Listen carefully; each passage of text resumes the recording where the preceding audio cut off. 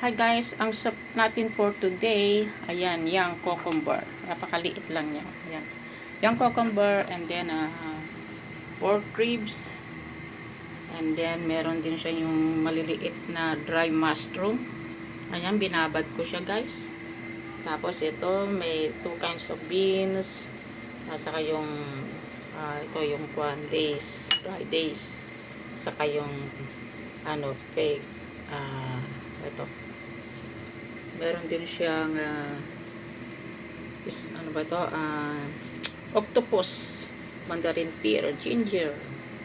Tapos yan yung dry oyster, saka may scallop, dry scallop. So i-blanch muna natin yan guys, and then pakulo tayo ng tubig more than 2 hours ang soup natin. Hi guys, ito guys yung ating soup. Wait na lang natin siyang baluto ng kasi wala pang ito. Wala pang 30 minutes. Kaya mag-wait pa tayo ng 1 hour and 30 minutes. More than.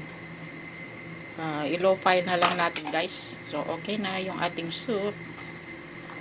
Wait na lang natin siya. Nag-add lang ako ng konting carrots guys para maganda ng konti. Yan. Okay.